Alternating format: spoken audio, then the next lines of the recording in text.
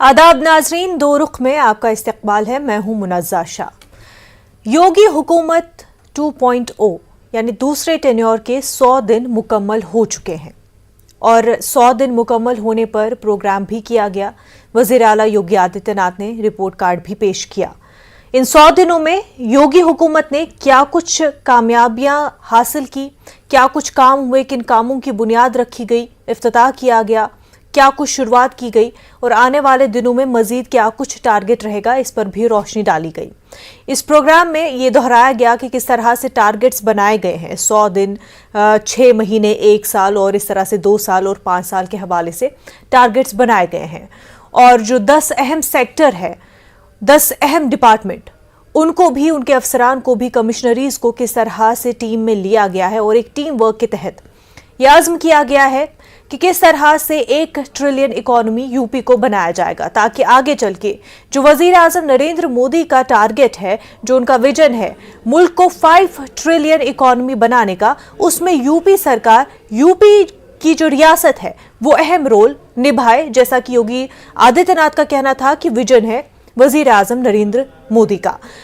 लेकिन दो रुख में हम बात करेंगे कि एक तरफ जहां पर योगी आदित्यनाथ ने 100 दिन मुकम्मल होने पर अपना रिपोर्ट कार्ड पेश किया और उसमें अपनी हुसूलियाबियां जो है गिनवाई, दूसरी तरफ अखिलेश यादव का भी इस पर रिएक्शन आया।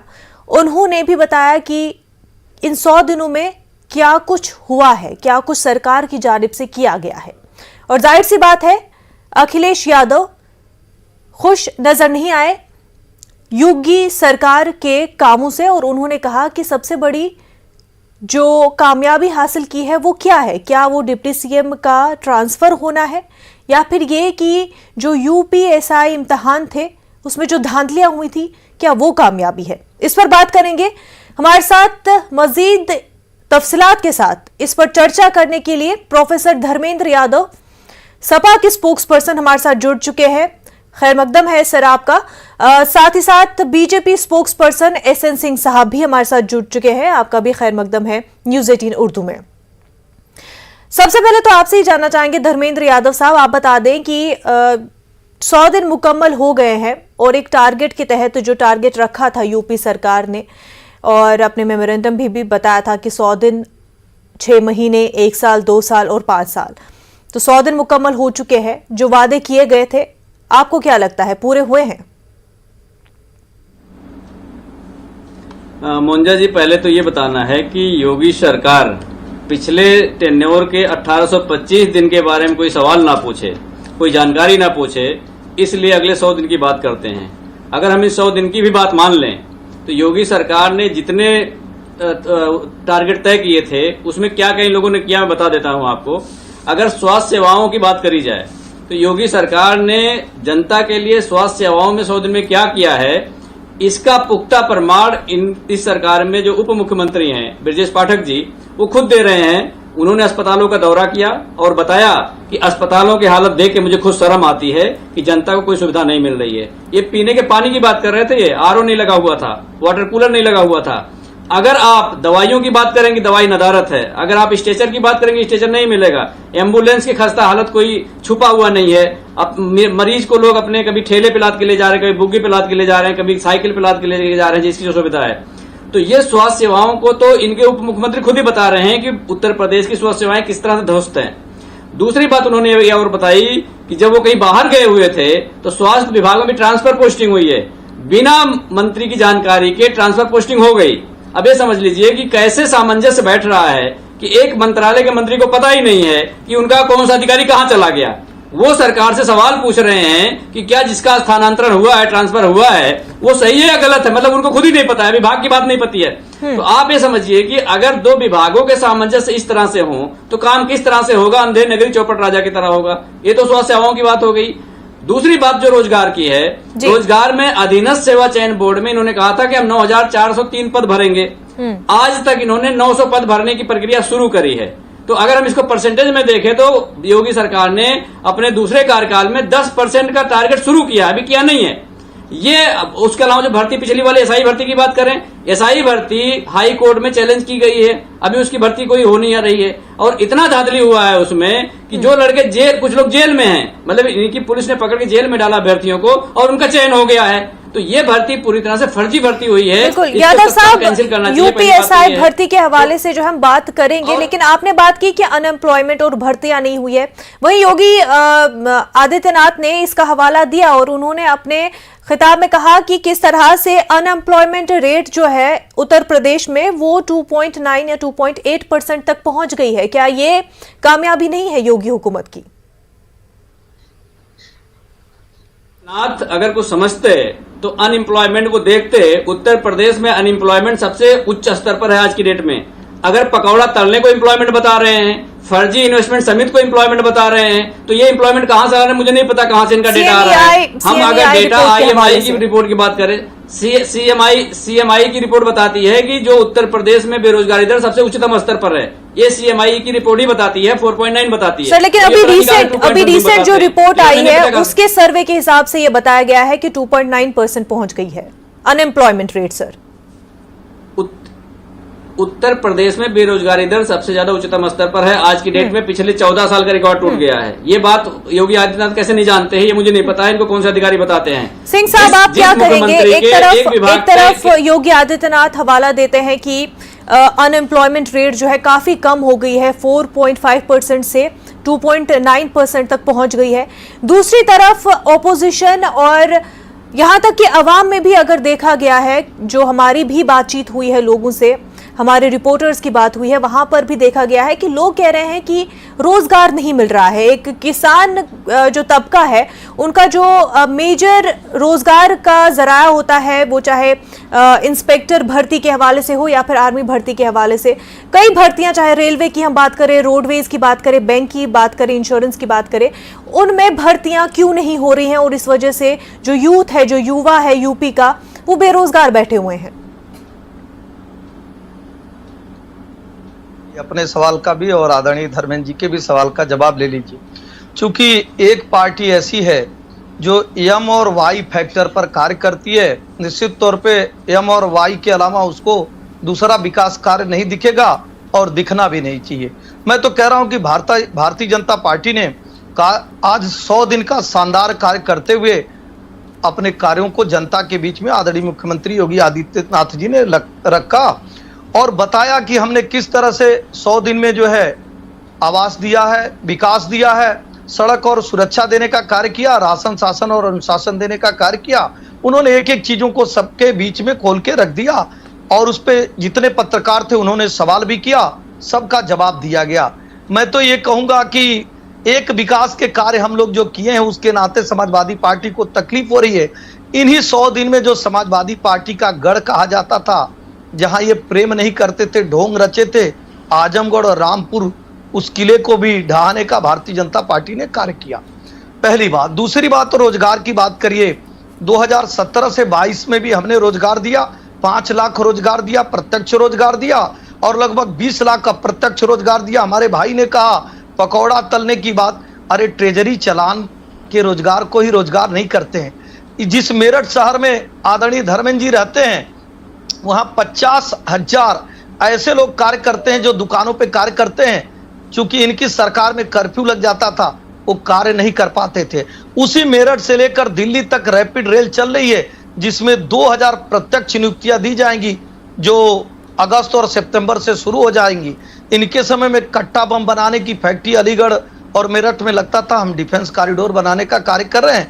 निश्चित तौर पे हमारा विकास इनको नहीं दिखेगा, चूंकि हम महिलाओं के लिए 3 तलाक जैसा कानून लेकर आ रहे हैं। सिक्योरिटी के हवाले से आप बात करें, लेकिन हम एक पॉइंट आपने यहाँ पर आजमगढ़ और रामपुर का क्योंकि उठाया, तो आजमगढ़ और रामपुर का की जो जीत मिली है बीजेपी को, उसको भी 100 दिन की कामयाबी में गिना जा रहा है। और क्योंकि योगी आदित्यनाथ ने अपने खिताब में भी इस कामयाबी को गिनवाया है। वहीं अगर आजमगढ़ की सड़कों की बात करें सर, तो सड़कों के हवाले से ये देखा जा रहा है कि गड्ढे इतने हैं कि जो ऑटो चलाने वाले हैं वो एक तो परेशान कि पुलिस एक तो वसूली कर रही है पैसों की, क्योंकि अथॉरिटी उनका कहना है इतना पुलिस को मिल गया है कि अब जो है अलग से ही पैसे मांगे जा रहे हैं लोगों के और ऑटो वाले इतने परेशान हैं। दूसरा, सड़कें भी सही नहीं और इतने गड्ढे हैं कि उन पर चलना मुश्किल हो गया है। ये आजमगढ़ की ही बात है सर। देखिए, आजमगढ़ की बात आप करेंगे तो कई लोगों को गिलास खाली कितनी ये दिखाई देता है और हमें तो गिलास भरी कितनी है ये दिखाई देता है। पहले थाने बिक जाते थे, अपराधियों के लिए जिला चयन हो जाता था, अपराधियों की मदद किया जाता था कि चुनाव में आप मदद करिए। आज सड़क की बात आपने कहा, जो पूर्वांचल एक्सप्रेसवे को आजमगढ़ से जोड़कर भारतीय जनता पार्टी ने एक बहुत बड़ा कार्य किया है। आज आजमगढ़ की फल, सब्जी, दूध, तमाम ऐसी चीजें लखनऊ 2.5 से 3 घंटे में पहुंचने का कार्य किया जाता है। आप देखिए, वो एयर कनेक्टिविटी से आजमगढ़ को जोड़ दिया गया, एक विश्वविद्यालय वहां दे दिया गया। हमारी सरकार की उपलब्धि रही। हम तो चुनाव में आजमगढ़ गए हुए थे, वहां की जनता पूछ रही थी, हमने तो अखिलेश भैया को सर आंखों पे बैठाया, उनको लोकसभा पहुंचाया, आदरणीय मुलायम सिंह को पहुंचाया, लेकिन इतने दिनों में आजमगढ़ को अखिलेश यादव जी और मुलायम सिंह जी ने क्या दिया? मैं तो कह रहा हूं, इनके समय में राइफल और बंदूक की नाले केवल आजमगढ़ में दिखती थी और ये दिखा के अपने पटीदार और परिवार को डरवाया जाता था। इनके समय में थाने लूट लिए जाते थे। कोट कर रहा हूं आपके टीवी चैनल पे, मदनपुर में, देवरिया जिला का मदनपुर थाना 100 दिन के अंदर सरकार बनते ही लूट लिया गया था इनके समय में। राम वृक्ष यादव कांड मथुरा का 100 दिन के अंदर हो गया था। बदायूं का दुष्कर्म हो गया था। योगेंद्र जो पत्रकार था उसकी हत्या हो जाती थी। आज अर्थव्यवस्था में हम दूसरे नंबर की अर्थव्यवस्था है। आदरणीय हमारे जो बड़े भाई यहाँ बैठे हैं, वो माने न माने, इनको मानना भी नहीं चाहिए और ये मानेंगे भी नहीं। जब इनके शीर्ष नेतृत्व पर बैठे आदरणीय अखिलेश यादव जी नहीं मानते हैं, वो वैज्ञानिकों की वैक्सीन को भारतीय जनता पार्टी का वैक्सीन बताते हैं। ठीक है, यादव साहब वैक्सीन तो सबने लगवा लिया, वैक्सीन की अहमियत सबने जान ली, लेकिन जो आप बात कर रहे हैं कि किस तरह से गुंडा राज खत्म हुआ, वह कहीं ना कहीं लोग भी मान रहे हैं कि जिस तरह से पुलिस को अथॉरिटी दी गई और जो काम हुआ सिक्योरिटी के हवाले से, गुंडा राज को खत्म करने के हवाले से, उसकी सराहना लोग कर रहे हैं। लेकिन साथ ही ये भी कह रहे हैं कि कुछ इतनी ही छूट दे दी कि फिर जो बाकी के तबके हैं उनको कहीं ना कहीं उस छूट में फिर पुलिस ने दबा दिया। कहीं ना कहीं बहुत उनको जो है अजाब भी पहुंचा, उनको तकलीफ भी पहुंची। लेकिन यादव साहब, आपसे ये जानना चाहेंगे, धर्मेंद्र यादव साहब, जो आजमगढ़ और रामगढ़ की जो जीत है, जो एसपी की हार हुई और बीजेपी की जीत हुई, वो इतनी बड़ी है कि योगी आदित्यनाथ अपने 100 दिन के रिपोर्ट कार्ड में उसका तज़किरा करते हैं। योगी आदित्यनाथ ये बात जानते हैं कि उन्होंने जीत कैसे हासिल की है। पूरे पुलिस प्रशासन को रामपुर में लगा दिया गया कि कोई वोट डालने ना पाए। पूरे प्रशासन का दुरुपयोग किया गया, तब जाकर के सीट जीते। इसलिए इनके 100 दिन की उपलब्धि में सबसे पहली उपलब्धि सिंह साहब ने यही बताई कि हमने 2 सीटें जीत ली। भारतीय जनता पार्टी का चरित्र इतना गिर चुका है, वो अपने 100 दिन के कामयाबी को 2 सीट जीतना भी मानती है।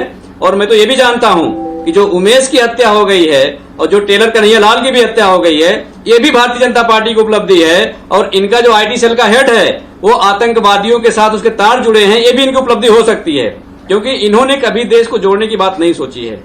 दूसरी बात जो इन्होंने कहा था कि एमवाई फैक्टर की बात करते हैं, पिछले टर्म में जब योगी सरकार आई थी तो यही बात योगी जी भी कहते थे, और सरकार आते ही उन्होंने जो उत्तर प्रदेश यूपीपीएससी है, यूपीपीएससी में जितनी भर्ती हुई थी, हर भर्तियों को जो 3rd क्लास और 4th क्लास की जो भर्तियां थी, हर भर्ती का पूरे उत्तर प्रदेश में हर भर्ती का इन्होंने जातिवार जनगणना कराई।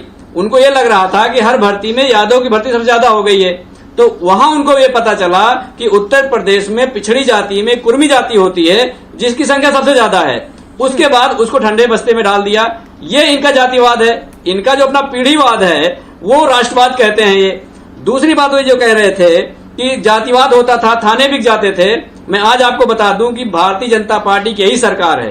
भारतीय जनता पार्टी, बीजेपी और योगी जी की जो पुलिस है, आज पुलिस इतनी गिर चुकी है कि रेप पीड़िता को थाने में बुलाकर रेप कर देती है, पर सिंह साहब को शर्म नहीं आएगी। इस पे ताली ठोकेंगे और बताएंगे कि भारतीय जनता पार्टी की उपलब्धि है और पुलिस की कार्रवाई है। सुन लीजिए, आप सुन लीजिए, आप सुन लीजिए, आप सुन लीजिए, आप पहले सुन लीजिए, आप सुन लीजिए। क्यों नहीं सुनोगे?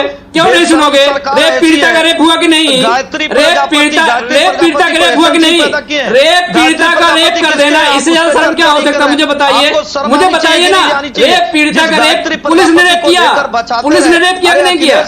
अरे भाई पुलिस ने रेप किया नहीं किया? पहले सुनिए, पहले अब जवाब सुनने में मिर्ची लग रही है पार्टी की सरकार चल रही थी। सुनने में मिर्ची लग अखिलेश रही है, यादव जी ये कह रहे थे मैं तो मुलायम सिंह जी को कुछ कह ही नहीं पा रहा हूँ, अनीता सिंह हमारी बात ही नहीं सुनती है। सिंह साहब, लेकिन पुलिस के हवाले से तो लोगों का भी ये कहना है कि उनको जितना ज्यादा लोगों में अब हालांकि क्राइम खत्म करने के लिए, माफियाओं को खत्म करने के लिए इतनी ज्यादा पावर दी गई थी, इतनी अथॉरिटी दी गई थी, लेकिन कहीं ना कहीं उसका असर अब आम लोगों पर भी देखने को मिल रहा है। आम लोग भी परेशान हो रहे हैं, जगह जगह रोका जा रहा है और खास तौर से रोड पर ट्रांसपोर्ट के हवाले से, ट्रांसपोर्ट से जुड़े लोगों को काफी ज्यादा तकलीफ हो रही है और ये कि थाने जाने में और शिकायत करने में भी मुश्किलात का सामना हो रहा है। सिंह साहब, अरे देखिए, पहले तो इनको कहिए कि भाषा की मर्यादा रखें पहले और ये ध्यान दें कि ये क्या क्या रहे हैं धर्मेंद्र जी। आप जो है ना बेशर्मी का कार्य धर्मेंद्र जी खुद करते हैं। और सुनिए, आप जो है पहले जातिवाद की राजनीति करते थे, क्षेत्रवाद की राजनीति। क्या सुन ले आपकी, क्यों सुन ले, किस बात के लिए सुन ले? आदरणीय मुलायम, आदरणीय अखिलेश यादव जी प्रेस कॉन्फ्रेंस में कहते हैं एक IAS अधिकारी को कि हम उसको जूते की नोक पर रखते हैं, और दूसरे IAS अधिकारी को अखिलेश यादव जी क्या कहते हैं, वो मुलायम के पैरों पे गिर गया होता तो उसकी हालत नहीं होती। यही सरकार चाहिए उत्तर प्रदेश में, इसी तरह की सरकार चाहिए। पीढ़ीवाद है वो राष्ट्रवाद है? नहीं। सिंह साहब, आप इस बात का जवाब दे दें कि जहां पर योगी आदित्यनाथ ने ये साफ किया था कि जो भी भ्रष्टाचार करेगा उसके खिलाफ कार्रवाई होगी, फिर चाहे वो अपनी सरकार में से ही क्यों ना हो या फिर ब्यूरोक्रेसी में से ही क्यों ना हो। ऐसे में लोगों का कहना है कि योगी आदित्यनाथ तो चले वो सच्चे हैं, वो अपनी बात रखते हैं, ईमानदारी से रखते हैं, लेकिन जो उनकी सरकार में और जो अधिकारी लोग हैं वो अपना काम सही से नहीं कर रहे हैं और उनको कहीं ना कहीं कंट्रोल करने में क्या चूक गई है सरकार? आप 10 मिनट का समय दीजिए और आराम से सुन लीजिए। देखिए, भारतीय जनता पार्टी उस तरह का कार्य नहीं करती है कि SDA में, अरे सुनिए तो फिर मैं चुप नहीं होऊंगा और बोलता रहूंगा। भारतीय जनता पार्टी उस तरह का कार्य नहीं करती है। जिस पार्टी के जो यादव हैं अभी प्रवक्ता बैठे हुए हैं, 95 में से 85 यादव ही भर्ती हो जाते हैं। भारतीय जनता पार्टी की सरकार नहीं करती है। इस तरह का निकृष्ट और गिरा हुआ कार्य कौन करता है? समाजवादी पार्टी के लोग करते हैं। और हम ये कह रहे हैं भारतीय जनता पार्टी ने नहीं इनको नकारा, भारतीय जनता पार्टी ने नहीं हटाया, प्रदेश की जनता ने इनको हटा दिया। क्यों हटा दिया? इसी आपराधिक प्रवृत्ति के कारण, जिसके कारण ये भय दिखाते थे। अरे आपका तो चार चरित्र यही रहा। धर्मेंद्र यादव साहब, वही अगर आप जो भी यहाँ पर नाकामी गिनवा रहे हैं उनमें से ये भी देखिए कि जो इन्वेस्टर समिट हुआ, बड़े बड़े जो फेमस इंडस्ट्रियलिस्ट हैं उनको बुलाया गया और ये माना जा रहा है और ये गिनवाया भी गया है एक बहुत बड़ी कामयाबी के तौर पर कि पूरे मुल्क में ही नहीं दुनिया भर से बड़े बड़े इंडस्ट्रियलिस्ट को लाया गया। वो यूपी में जो पहले माना जाता था कि सेफ नहीं है, उस यूपी में आए और वहां पर ये समिट हुआ। क्या आप उसे कामयाबी के तौर पर नहीं देखते धर्मेंद्र यादव? बिल्कुल कामयाबी है। पहला जो समिट था उसमें 5 लाख करोड़ का निवेश का लक्ष्य रखा गया था।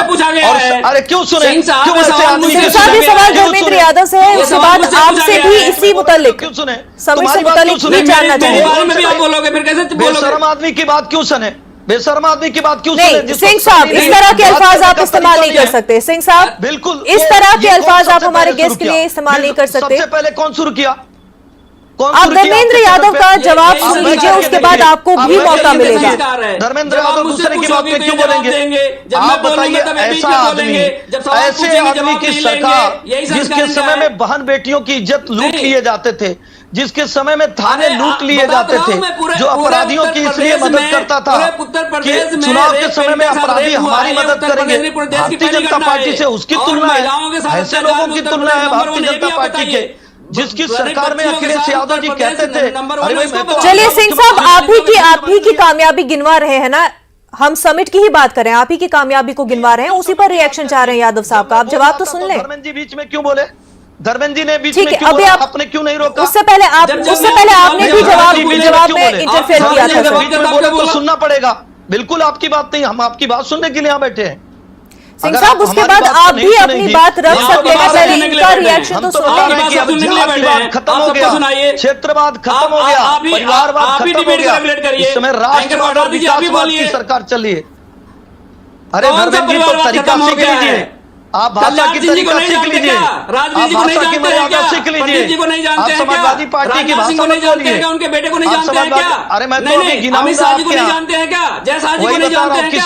कितना परिवार सबसे बड़े अपराधी तो अकेले 4 पन्ने का FIR तो आजम खान साहब के ऊपर है। और आपकी सरकार की उपलब्धि बता दूं, शुरुआत में आदरणीय मुलायम सिंह जी ने अजीत सिंह को धोखा देते हुए DP यादव की बंदूक का नाम दिखाकर अजीत सिंह को धोखा देते हुए मुख्यमंत्री बने। चंद्रशेखर जी का साथ। चलिए ठीक है सिंह साहब, ऐसे ना आपकी बात पहुंच रही है लोगों तक, ना यादव साहब की बात पहुंच रही है। आप ही समिट के बारे में बता दीजिए कि जो इतनी बड़ी कामयाबी के साथ समिट बनाई गई, इन्वेस्टर समिट कायम हुई, उसके हवाले से बताइए। ये लोगों का कहना है कि इन्वेस्टर समिट तो की, जो कि एक बहुत ही अच्छी बात है, लेकिन फिर ग्राउंड पर उसका अमल नहीं देखने को मिला। कितनी फैक्ट्रीज, कितनी इंडस्ट्रीज कायम हुई, या कितनों का जो है अभी इफ्तिताह हुआ हो, या ऐसा कि NOC के हवाले से क्या आसानी दे रहे हैं लोगों को, ताकि लोग जो है इंडस्ट्रीज में आगे बढ़ सके, उनको डेवलप कर सके, क्योंकि लोगों का कहना है कि NOC लेते ही इतनी ज्यादा मुश्किलें आ जाती हैं कि लोग ये आइडिया ही ड्रॉप कर देते हैं आगे जाने का। वन विंडो सिस्टम बनाया गया है, आप वहां एप्लीकेशन लगाइए, 30 दिन में अगर आपके एप्लीकेशन पे सरकार का कोई नुमाइंदा विचार नहीं करता है, स्वतः आपका बिल्डिंग प्लान अप्रूव्ड मान लिया जाएगा। पहले की सरकार में रात को टार्च बार के आदरणीय मुलायम सिंह जी को दिखाया जा रहा था, और न्यूज 18 जो है ET ने दिखाया कि देखिए मुलायम सिंह जी का प्लाट है। इस तरह से भारतीय जनता पार्टी नहीं कर रही है, पहली बात। दूसरी देखिए, सैमसंग जैसी कंपनी जब चाइना से नाता तोड़ती है, भारत की तरफ अपना रुख करती है, तो सबसे पहले उत्तर प्रदेश में इन्वेस्ट करती है। ब्रिटानिया बाराबंकी में इन्वेस्ट करती है, और जो डेटा सेंटर बनता है वो उत्तर प्रदेश में बनता है। जिस फिल्म सिटी की चर्चा आज महाराष्ट्र और मुंबई के लिए होता था, आज भारत के उत्तर प्रदेश में हो रहा है। पहली बार रैपिड रेल अगर देश में कहीं चलने जा रही है, उत्तर प्रदेश में चलने जा रहा है। डिफेंस कॉरिडोर का 6 नोड जो बना है वो उत्तर प्रदेश में बना है। 75 देशों को भारत में निर्मित आयुध सामग्री को उत्तर प्रदेश के द्वारा बेचा जाएगा। यह मामूली उपलब्धि नहीं है, इसको सराहना चाहिए, इसको स्वीकारना चाहिए। तमाम तर ये जो बातें कही हैं, बिल्कुल इस पर जो है अखिलेश यादव और यहाँ तक कि राकेश टिकैत ने भी जो है अपने कमेंट्स दिए हैं। अखिलेश यादव का कहना है कि ये सरकार तो वही चीजें बोलती हैं जो पहले की सरकार ने ऑलरेडी किए होते हैं, फिर नाम आ जाते हैं, फिर अपना नाम उसका क्रेडिट लेने के लिए आ जाते हैं। राकेश टिकैत का कहना है कि पेपर भी उनका, डेटा भी उनका, ये तो डेटा बदलते रहते हैं, और ये जो बातें कह रहे हैं वो भी हुआ भी नहीं होता है। इस हवाले से क्या कहेंगे सिंह साहब? आप तो सफाई में डांस कराते थे, 350 करोड़ रुपए ऑडिट हुआ है, आपने खर्चा जनता के पास, हम तो नहीं कराते हैं। आप तो 20 करोड़ रुपया महंगाई भत्ता बांटने जाते हैं, 15 करोड़ बांटने में चला जाता है। आपके यहाँ तो 1400 ऐसे शिक्षक पकड़े जाते हैं उत्तर प्रदेश में जो शिक्षक थे ही नहीं। आपके यहाँ तो लगभग 2 लाख लोग ऐसे पेंशन धारक थे। सर 4 साल से टीचर सेक्टर में भी, टीचिंग सेक्टर में भी भर्तियां नहीं हो रही हैं। युवा उस हवाले से भी परेशान है, पूछ रहे बीएड करके आखिर हम कब तक वेट करें? चलान को आप भर्ती मानेंगी? जो बुनियादी ढांचे में विकास हो रहा है, जो आवास विकास का कार्य हो रहा है, क्या वो भर्ती नहीं है? केवल जो ट्रेजरी से जो चलान के द्वारा पैसा मिलता है सिर्फ उसको भर्ती नहीं माना जाता। मैं तो बता रहा था, धर्मेंद्र जी सुनना नहीं चाह रहे थे। केवल आप मेरठ में देख लीजिए, 20,000 दुकानें हैं और 50,000 रोजगार है वहां पे। जब हम कोई रोजगार सृजित करते हैं, जब हम सर, लेकिन लोग ये कह रहे हैं ना, जो किसान तबके से जुड़े युवा है और खासतौर से गरीब तबका है, वो बोल रहे हैं कि हम किस तरह से खुद जो है स्टार्टअप इंडिया में या फिर इस तरह से कोई एंटरप्रेन्योरशिप कर सकेंगे। हमारे लिए तो जो सरकारें भर्ती करवाती थी, हमारे लिए तो वही एक रास्ता रहता था, लेकिन भर्तियां नहीं हो रही हैं। यादव साहब, आप कुछ कहना चाह रहे हैं? मैं जितना उन्होंने बोला है मैं सबका जवाब दूंगा, और मुझे पूरा मौका दीजिएगा। अगर नहीं मौका देंगे वक्त की कमी है सर, प्लीज आप बताएं, जल्दी से बताएं। बिल्कुल आपको मिलेगा, लेकिन शर्म और बेशर्म नहीं कहेंगे। मैं बता रहा हूँ, यादव साहब बताएं। सुनेंगे भी 100 दिन के सुन लीजिए पहले, सुन लीजिए पहले। अरे क्या सुन लोगे? आपके बेशर्म सुनने के लिए बैठा हूं यहाँ। तो क्या करोगे? क्यों नहीं सुनोगे?